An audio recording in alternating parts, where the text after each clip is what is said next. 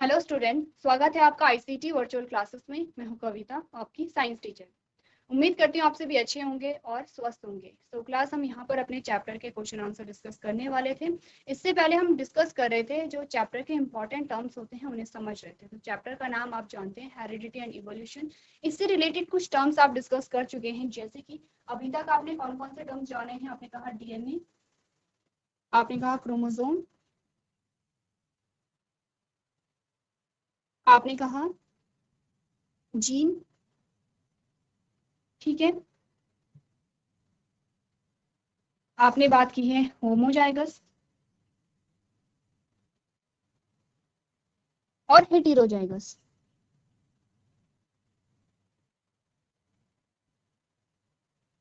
ठीक है। अब बात कर रहे थे यहाँ पर डोमिनेंट और रिसेसिव के बारे में। तो ये सारे टर्म्स आप जान चुके हैं। हम बात करेंगे यहाँ पे डोमिनेंट और रिसेसिव, यानी कि प्रभावी और अप्रभावी जो गुण होते हैं, या प्रभावी या अप्रभावी जनक जो होते हैं। आपने क्या बात की थी? आपने कहा था आपके पास एक क्या है, जीन पेयर है, जिसमें जो एलील है जीन के वो अलग अलग ट्रेट के लिए रिस्पॉन्सिबल है। आपने कहा ये क्या है, बौनेपन के लिए उत्तरदायी है, और आपने कहा ये क्या है, लंबाई के लिए उत्तरदायी है। अब जब क्या होगा, आप कैसे डिसाइड करेंगे यहाँ पर किसी प्लांट के पास अगर इस प्रकार से जीन है, तो आप कैसे डिसाइड करेंगे, या फिर प्लांट में किस प्रकार से जो कैरेक्टर होंगे वो आगे देखने को मिलेंगे। आपने बोला इन दोनों में से जो भी एलील क्या होगा, यहाँ पर प्रभावी होगा, अपने गुण को दिखाने में सक्षम होगा, वही यहाँ पर कैरेक्टर आगे दिखाएगा। तो आपने कहा था कि यहाँ पे क्योंकि आपको टॉलनेस देखने को मिली है, आपको टॉल प्लांट आपको देखने को मिला है, तो आपने क्या यहाँ पर आइडिया लगाया था? आपने कहा था कि जो कैपिटल टी है वो डोमिनेंट है। क्या है? कैपिटल टी डोमिनेंट है। तो जब आप देखते हैं पहले लॉ में आपने क्या देखा? आपने बोला कि जब आपने कैपिटल टी का क्रॉस स्मॉल टी से कराया तो आपके पास F1 जनरेशन में कैपिटल टी स्मॉल टी मिला। आप कैपिटल टी का मतलब जानते हैं टॉलनेस, और स्मॉल टी का मतलब आप जानते हैं बोना। लेकिन यहाँ पर आपको कैसे मिले? सारे आपको टॉल प्लांट देखने को मिले। तो इससे हमने क्या आइडिया लगाया था, यानी कि इससे मेंडल ने हमें क्या समझाया था? मेंडल ने कहा कि जो F1 जनरेशन है, जो पहली पीढ़ी यहाँ पर आई है, क्योंकि उसमें एक ही जनक के गुण क्या हुए हैं, एक्सप्रेस हुए हैं।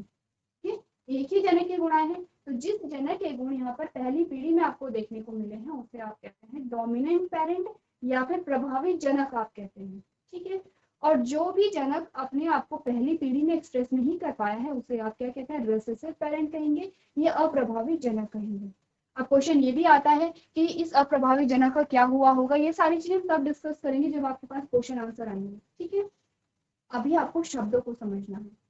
तो अगला जो हमारे पास शब्द आता है, आपने बोला ठीक है, यहाँ पर आप क्रॉस करा रहे हैं, तो आपने गुण क्या लिया? आपने कहा हाइट का लिया। लेकिन हमने बोला क्या ये भी संभव हो सकता है कि हम एक से अधिक गुणों को लेकर के यहाँ पे क्रॉस कराएं? क्या ये पॉसिबल हो सकता है कि आप एक से ज्यादा कैरेक्टर को लेकर के वहां पर क्रॉस कराएं? तो इसी के बेसिस पे आपके पास मोनोहाइब्रिड और डाईहाइब्रिड और क्या आते हैं, कुछ टर्म्स आते हैं। मोनोहाइब्रिड हो गया है और डाईहाइब्रिड हो गया है। ठीक है। एक बार देखिए दोनों टर्म्स। आपने चैप्टर को समझा है तो आप शब्दों को भी समझते होंगे। चलिए, तो क्या बात हमने की है? आपने बोला मोनो का मतलब क्या हुआ? मोनो का मतलब होता है 1, और डाई का मतलब होता है 2। ठीक है। ऐसे ट्राई का मतलब 3 होता है, टेट्रा का मतलब 4 होता है। जब आपने केमिस्ट्री पढ़ी है तो केमिस्ट्री में जब आप बात करते हैं ऑर्गेनिक केमिस्ट्री की, तब आप वहां पर बात करते हैं मोनो, डाई, ट्राई इस प्रकार से। ठीक है। अब आपने बोला मोनो का मतलब होता है 1 और डाई का मतलब होता है 2, हाइब्रिड का मतलब होता है संकरण। संकरण का मतलब क्या? हाइब्रिडाइजेशन जब आप पढ़ते हैं, आपने बोला संकरण, तो संकरण के बारे में जब आप पढ़ते हैं तो संकरण का मतलब क्या होता है? कैरेक्टर की मिक्सिंग। संकरण का मतलब क्या होता है कि आप क्या करें, कैरेक्टर्स की मिक्सिंग करा रहे हैं, उसे आप संकरण कह रहे हैं। आपने बोला जब दो पौधों के बीच एक गुण को लेकर के आप संकरण करा रहे हैं तब आपने मोनोहाइब्रिड कहा था, और जब आप दो गुणों को लेकर के क्या करा रहे हैं, संकरण करा रहे हैं, तब आपने क्या बोला था? डाईहाइब्रिड क्रॉस बोला था। अब आप कहेंगे अगर एक ही गुण को लेकर के हम क्रॉस करा रहे हैं तो हमारे पास क्या नया रिजल्ट निकलेगा? हम क्यों एक ही गुण को लेकर करा रहे हैं, हम क्रॉस क्यों करवा रहे थे? हम ये देख रहे थे कि अगर अलग अलग चीज को हमने मिक्स किया है तो नया कॉम्बिनेशन हमारे पास क्या आया है। तो आप कह रहे हैं कि अगर हम एक ही गुण को लेकर के क्रॉस करा रहे हैं तो हमारे पास नया कॉम्बिनेशन कैसे आएगा? तो देखिए, आप कैरेक्टर को तो सेम ले रहे हैं, आपके पास कैरेक्टर तो सेम आया है, लेकिन आप ट्रेट अलग अलग ले रहे हैं। कैसे ले रहे हैं? जब आपने बात की थी कि आपने एक लंबे पौधे का क्रॉस एक बौने पौधे से कराया, तो कैरेक्टर क्या है आपका? हाइट। कैरेक्टर क्या है आपका? हाइट है।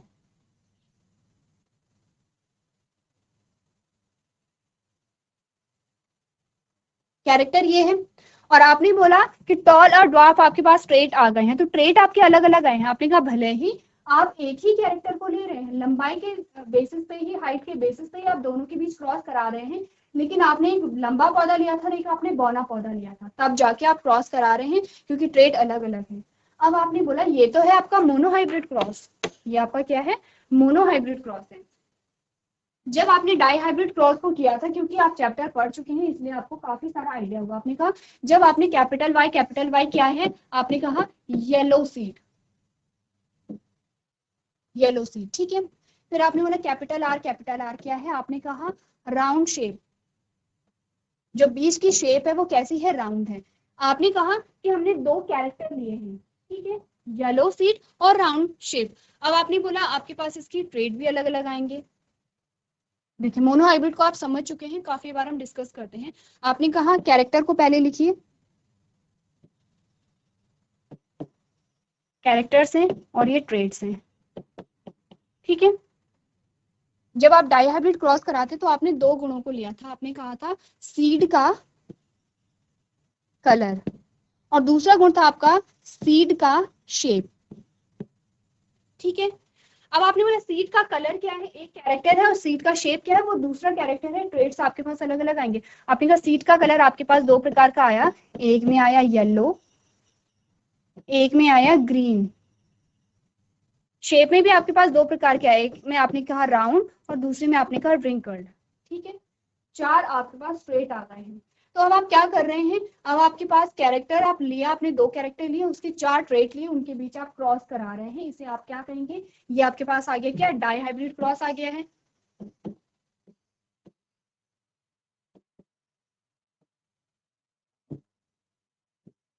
ठीक है, एक बार समझिए आप डाई हाइब्रिड और मोनोहाइब्रिड क्रॉस। चलिए, तो हमने बात की मोनोहाइब्रिड क्रॉस और डाई हाइब्रिड क्रॉस के। अगला जो शब्द आपके पास आता है जो आपको समझना है वो है क्रॉस। क्रॉस आप किस प्रकार से कराते हैं? देखिए, जब आप लॉज पढ़ते हैं तो आप सिंपली बात करते हैं कि आपने कैरेक्टर लिया है और एक प्लांट में एक कैरेक्टर को आपने नोटिस किया, दूसरे प्लांट में आपने क्या क्या देखा, अलग अलग ट्रेट के बेसिस पे आपने क्या करा दिया है, उनके बीच क्रॉस करा दिया है। लेकिन क्रॉस किस प्रकार से होता है ये आप समझिए, ठीक है। इसमें क्या होता है, हम बात करेंगे पी प्लांट की, और पी प्लांट में आपने कहा पी प्लांट जो है वो क्या है? बाइसेक्सुअल प्लांट है, ठीक है।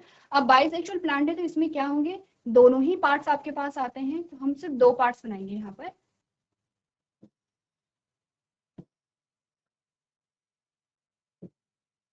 ये आपके क्या है? कार्पस आ जाते हैं। ये आपका स्टेमन है।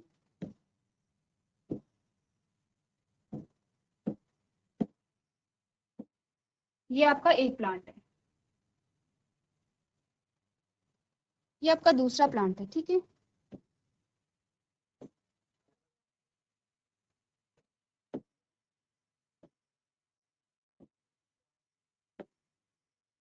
ये आपका दूसरा प्लांट है।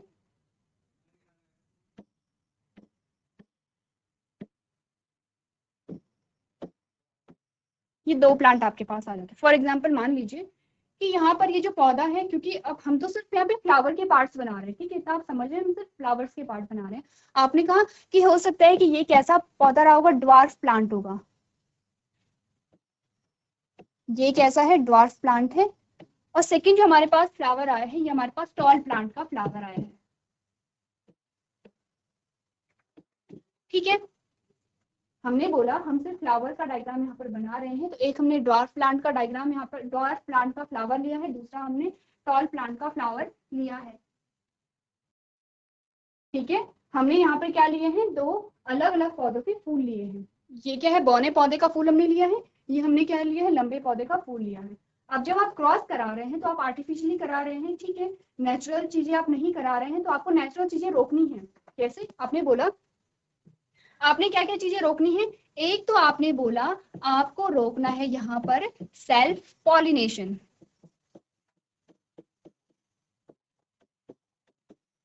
ठीक है, आपको रोकना है सेल्फ पॉलिनेशन।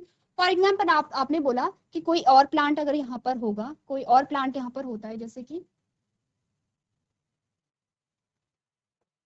कोई थर्ड प्लांट यहाँ पर है और उसके स्टेमन इस प्रकार से हैं, ये क्या है, फर्स्ट है, ये सेकंड है, ये कोई तीसरा प्लांट है। तो आप क्या चाहते हैं कि इस प्लांट से भी यहाँ पर पॉलिनेशन ना हो, क्या चाहेंगे? आपने बोला आपको और क्या रोकना है, आपको रोकना है यहाँ पे क्रॉस पॉलिनेशन, यानी कि आप बात कर रहे हैं कि आपको स्वपरागण भी रोकना है और आप बात कर रहे हैं कि आपको पर परागण भी रोकना है, ठीक है। क्यों रोकना है?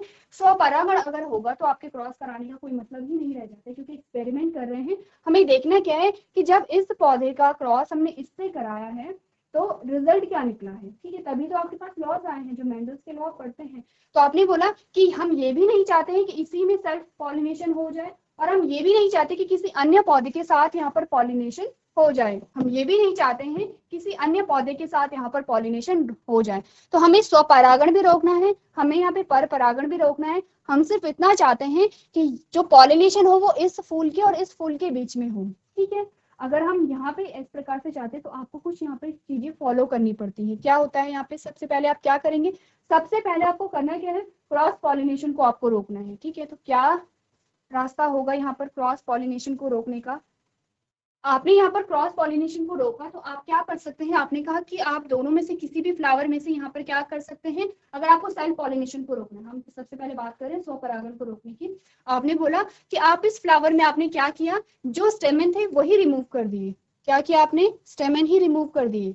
और जब स्टेमन रिमूव किए तो आपके पास सिर्फ क्या बची यहाँ पे?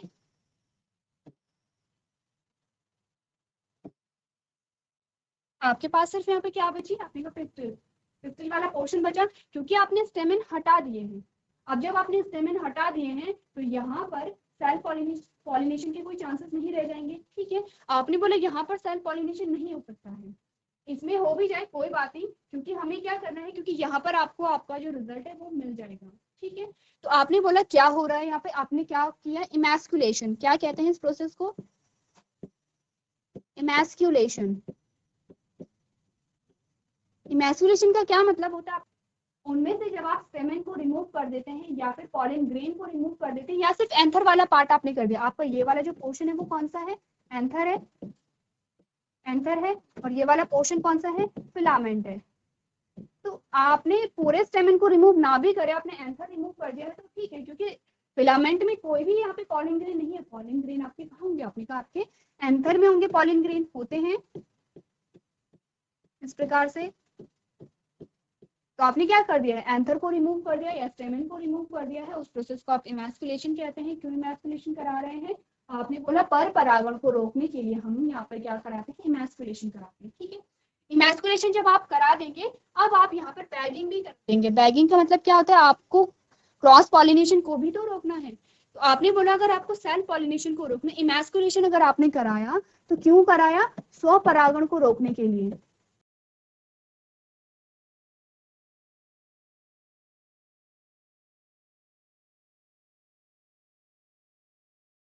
ठीक है। और आपने बोला अगर आपने बैगिंग कराई है, बैगिंग क्यों कराई है? पर परागण को रोकने के लिए,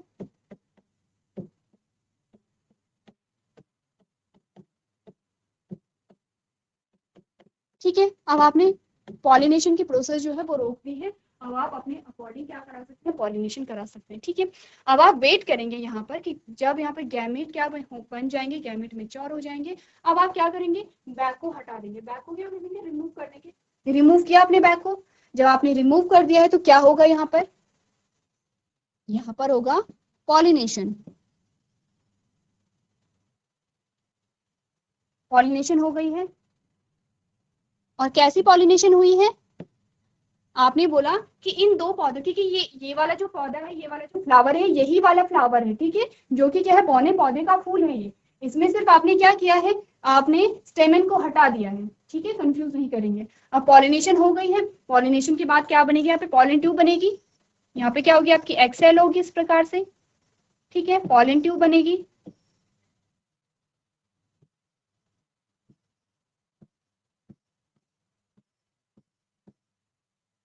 अब यहाँ पे 2 मेल गैमेट रिलीज होंगे, एक मेल गैमेट क्या होगा, इसके साथ फ्यूज हो गया है, आपने कहा फर्टिलाइजेशन हो गया है, ठीक है। दूसरा जो मेल गैमेट है वो इसके साथ फ्यूज हो गया, आपने कहा डबल फर्टिलाइजेशन हो गया है। अब यहाँ से आपके पास क्या बनेंगे, सीड बनेंगे सीड आपके पास, ठीक है, क्लियर है, हो गया है, पॉलिनेशन करा दिया आपने।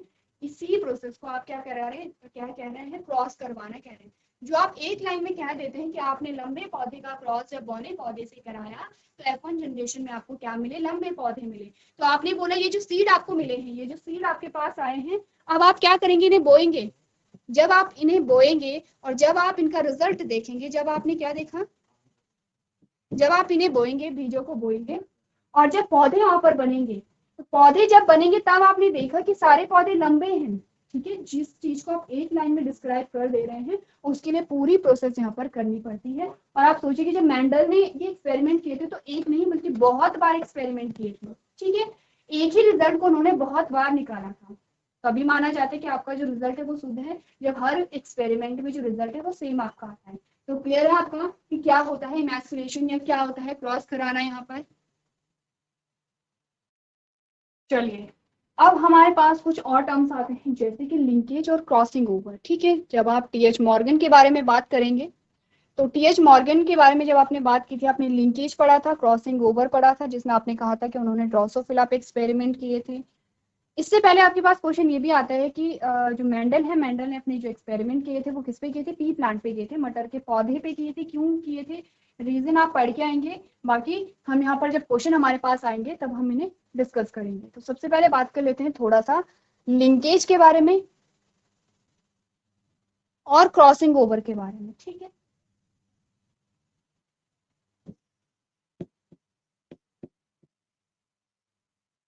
क्रॉसिंग ओवर, देखिए लिंकेज में हम क्या करते हैं, आपने बोला जो क्रोमोसोम होते हैं तो क्रोमोसोम पे बहुत सारे क्या होंगे, जीन्स होंगे, ठीक है। इस प्रकार से क्रोमोसोम है, ये क्रोमोसोम है, ठीक है। क्रोमोसोम के अंदर आपने बोला डीएनए है, डीएनए में आपने बोला हिस्टोन प्रोटीन है और प्लस नॉन हिस्टोन प्रोटीन, इस प्रकार से होगी। सेम इस क्रोमोसोम में भी सेम होगा।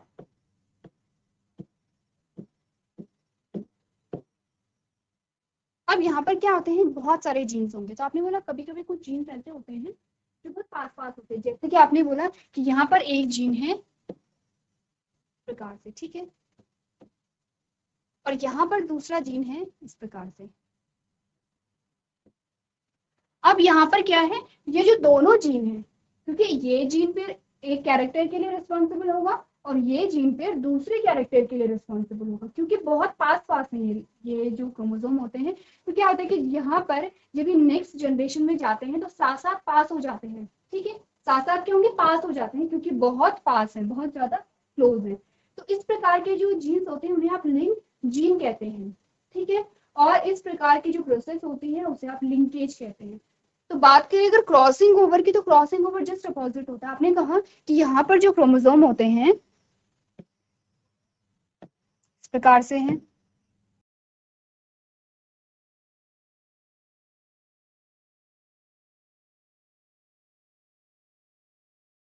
ठीक है, ये नॉन हिस्टोन प्रोटीन है हमारी। अब आपने बोला एक जो जीन है वो यहाँ पर है और दूसरा जो जीन है फॉर एग्जाम्पल वो यहाँ पे है।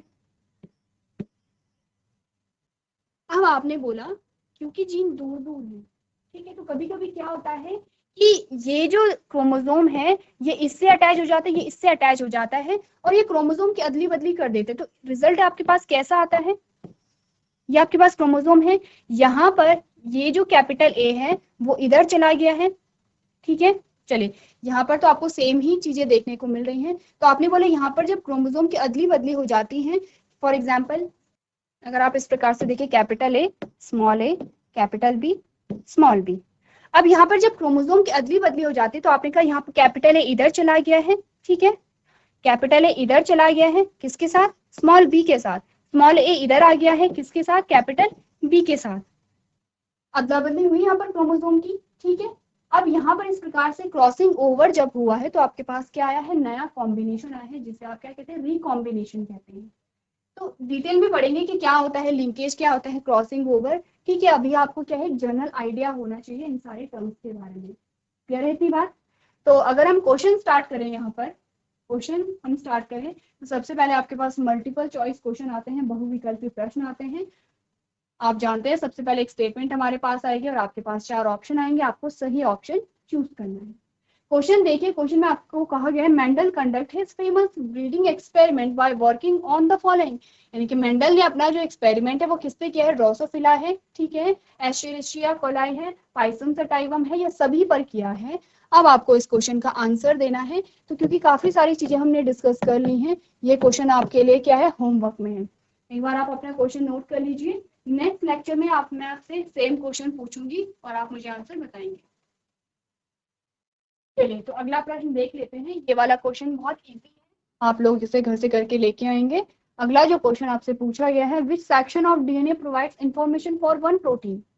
देखिए आपको बोला कि डीएनए का वो सेक्शन जो कि एक प्रोटीन के लिए क्या करता है, इंफॉर्मेशन प्रोवाइड कराता है, उसे आप क्या कहते हैं। तो हमने क्या बात करी थी, क्या बात की थी, आपने बोला था डीएनए है और डीएनए का कोई ऐसा सेगमेंट जो आरएनए और प्रोटीन और कैरेक्टर के लिए रिस्पॉन्सिबल होगा, क्या कहेंगे उस पोर्शन को, उस पोर्शन को हम क्या कहते हैं, ऑप्शन क्या क्या है, या आप उसे न्यूक्लियस कहेंगे, या आप उसे क्रोमोसोम कहेंगे, या उसे ट्रेट कहेंगे, या जीन कहेंगे। सारे ही शब्द आप डिस्कस कर चुके हैं एक्सेप्ट न्यूक्लियस। न्यूक्लियस आपने डिस्कस नहीं किया है, ठीक है। क्रोमोसोम के बारे में आपने बात की है, ट्रेट्स के बारे में आपने बात किया, जीन्स के बारे में आपने बात की, तो आप अच्छे से समझते हैं। आंसर आपका क्या आएगा, जीन आएगा। ऑप्शन नंबर डी आपका सही आंसर आएगा। एक बार पढ़िए क्यों ऑप्शन नंबर डी आपका सही आंसर है। चलिए तो क्लास आज हमने चैप्टर के इंपॉर्टेंट टर्म्स को डिस्कस किया है, जो कि बहुत इंपॉर्टेंट होते हैं। एक बार आप रिवाइज कर लेंगे। नेक्स्ट जो हमारा सेशन होगा वहां पर हम और क्वेश्चन आंसर्स को यहाँ पर डिस्कस करेंगे। जो आपको होमवर्क दिया गया है वो आप लोग घर से करके लेके आएंगे। तो आज के सेशन में हम इतना ही करेंगे। अभी तक क्लास में बने रहने के लिए आपका धन्यवाद।